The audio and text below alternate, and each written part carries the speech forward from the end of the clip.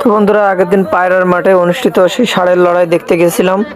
তো সেখানে গিয়ে দেখি কিছু হ্যাকার দর্শক, তারা মাটি দিয়ে দেখে শান্তি পাচ্ছিল না, তা যাই দেখি সব গাছের আগায় চাম্বুদের মতো ঝুলতেছে। তো এদেরকে দেখে আমি অবাক, তো এদেরকে ক্যামেরা বন্দি করলাম।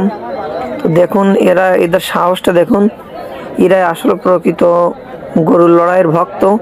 তা না হলে মানুষ জীবনের রিস্ক নিয়ে কখনো অত উপরে উঠবে না। আমার তো দেখে গা শিউরে উঠছিল যে এরা কেমনে ভাই, কেমনে উঠলে এত উপরে।